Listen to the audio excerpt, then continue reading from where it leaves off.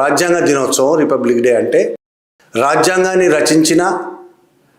ప్రధానంగా రచించిన రాజ్యాంగ కమిటీకి చైర్మన్గా ఉన్న అంబేద్కర్ను తలుచుకోవడం అనేది రిపబ్లిక్ డే సందర్భంగా ఒక అత్యవసరం. అంబేద్కర్ లేకుండా రిపబ్లిక్ డే ఉంటుందా? నిజంగా ఒక్కసారి ఆలోచిస్తే మన రాజ్యాంగం అనేది లేకుండా రిపబ్లిక్ డే జరుపుకోవడానికి అవకాశమే లేదు.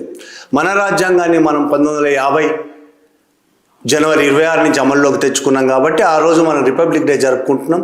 ఆ రాజ్యాంగాన్ని రాసిన దానికి నాయకత్వం వహించిన కమిటీకి నాయకత్వం వహించిన అంబేద్కర్ను తలుచుకోకుండా ప్రతి 26 జనవరికి లేదా జనవరి 26కి సంబరాలు జరుపుకోవడం అంటే అది అన్యాయం అవుతుంది, అవమానం అవుతుంది. రాజ్యాంగానికి అవమానం, అంబేద్కర్కే కాదు రాజ్యాంగానికి కూడా అవమానం.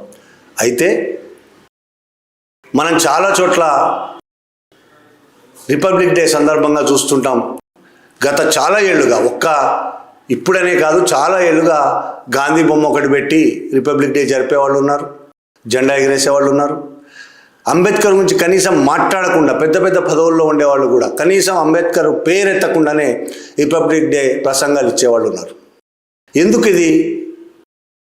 అంబేద్కర్ అంటే రిజర్వేషన్స్ ఇచ్చాడు కాబట్టి, ఎస్సీ బీసీలకు రిజర్వేషన్స్ ఇచ్చాడు కాబట్టి అగ్రకులాలకు ఉండే వ్యతిరేకత ఒక్కటే కాదు, అగ్రకుల అహంకారులకు ఈ వ్యతిరేకత ఉంటే ఉండొచ్చు. రిజర్వేషన్స్ తమకు ఇవ్వకుండా తమ 5,000 ఏళ్ళు తమకే లభించిన రిజర్వేషన్లు వాడుకొని తమే ఈ సమాజంలో పెత్తందారులుగా ఉండి సమాజంతో ప్రయోజనం పొంది, రిజర్వేషన్ల వల్లనే ప్రయోజనం పొంది 5,000 ఏళ్ళు ప్రయోజనం పొందిన వాళ్ళు ఈ 50, 60, 70 ఏళ్ళుగా రిజర్వేషన్స్ వల్ల ఇతర సమాజము అప్పటి వరకు అణిచివేయబడి చదువులు లేక ఉద్యోగాలు లేక సమాజంలో కిందికి తొక్కబడిన సమాజం మెల్లిగా ఒక్కొక్క అడుగు వేసుకుంటూ ముందుకు నడుస్తుంటే సహించలేకుండా అగ్రకుల సమాజం సహించలేకుండా ఉన్నది.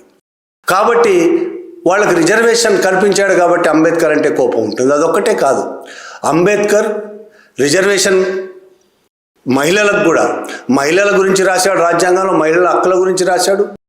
దళితులు బీసీలకు సంబంధించి ఆయన అనేక హక్కులు రూపొందించాడు, మహిళలకు అనేక హక్కులు రూపొందించాడు. ఇదే కాకుండా ఇంకొక ముఖ్యమైన విషయం, ఆయన ఈ భారతదేశంలో ప్రధానంగా ఉన్న ఈ దోపిడీకి మరో కారణమైన, అణిచివేతకు మరో కారణమైన హిందూ మతాన్ని వ్యతిరేకించాడు.